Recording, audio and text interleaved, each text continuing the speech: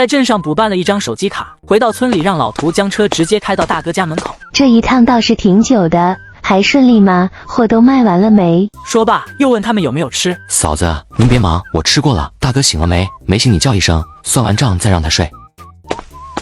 阿浩回来了，咋样？林浩让大哥先坐下，掏出4000块，对着两人算道：总共卖了9200块，这么多呢？天啊，都快小1万了，一晚上赚了9000多。林浩让两人别打断自己，这才继续道：我跟阿和的分法是我8他2，也就是1840块。听到要分阿和这么多，夏蓉的脸上又显露出一丝不舍来，但钱是阿浩的，他也不好说什么。大哥昨晚去的虽迟些，但活可一点没少干，也按这个算1840块。我要那么多干啥？快装起来！职员从4000块头抽出3张装进口袋，起身边往外走边道：剩下的你俩分，多的20算早上的面钱，我困死了，先回去睡觉了。阿和倒不矫情，从里面数出1800揣口袋也往外走。平哥，剩下是你的，我也好累，先回了。等一下。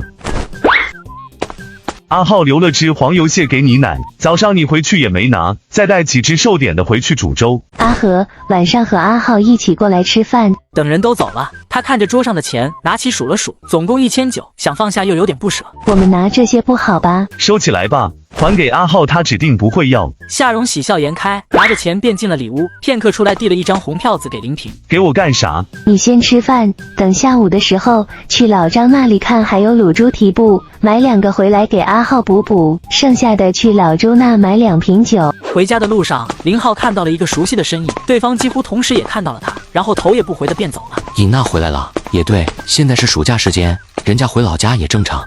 这一觉睡到近7点，起来伸了个懒腰，突然想起昨晚系统的异常，便点开系统查看原因。好一会他终于弄明白了，所有利用系统工具解过所抓过的东西，等于说像蛏子、蟹虎、海参这一类，只要之前用系统工具挖过的，接下来也可以根据自然规律捡到，不会消耗事实幸运值。阿浩起了没？去家里吃饭。大哥，我在家随便对付1口就行。阿和已经过去了，你快点。听说阿和都去了，林浩也不再啰嗦，起身套了件衣服，将门一锁，跟在大哥身后。你嫂子说今天看到小娜了。林平压低声说道：其实他媳妇说完还提醒他不要告诉阿浩，但他想着还是让弟弟提前知道的好，否则到时在村里碰着再闹出笑话。我看到了，尹家那袋米还了，咱家和他家没关系了。你能这样想就好。哎，你说你当时冲动干啥要退学？要不你今年也该大4了。林浩没有再搭茬，林平也只是感慨一下，又怕他心里过不去，便岔开话题道：今晚还去抓螃蟹不？到10点多我们过去看看，有的话就干，没的话我们就回来。那行。林平的酒瓶被林浩接到手里，给3人各倒了一杯，又喊了嫂子。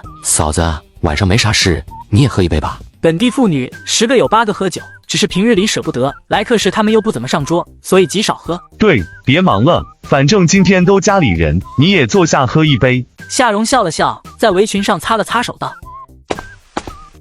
行，那今晚也来一杯。打从怀了淼淼，可就没喝过了。夏蓉对他的感官彻底转变，林平也不再频频给他夹菜，4个人有说有笑，愣是把2瓶酒都给喝了。阿浩，你们晚上还要去看看，那就别回了，在这里喝点茶，醒醒酒。大哥，不一定有今晚。有备无患嘛，万一有呢，不得又要往回跑着拿东西。3人走得快，半个小时左右就到了昨天那个地方，接着便找了起来。3人弯腰找了足有20多分钟，才找到一只。这样的情况也让3人的眉头都皱了起来。看来不可能有昨晚那么好的运气了。林平叹息了一声，要是每晚都捡到，估计这片滩涂能抢得打死人。林浩倒是没啥失望的，来之前他已经做好了最坏的打算。也是，反正来都来了，我们再找找。林浩与阿和也没啥意见，来都来了，能找几只回去吃也不错呀。昨晚忙不过来，今晚找不见，真邪门，要不别找了。林浩也被说得没了劲头，同样寻摸了一块石头坐下，看向林平。大哥，算了，今晚看来没香了。那咱空着手回去。回吧。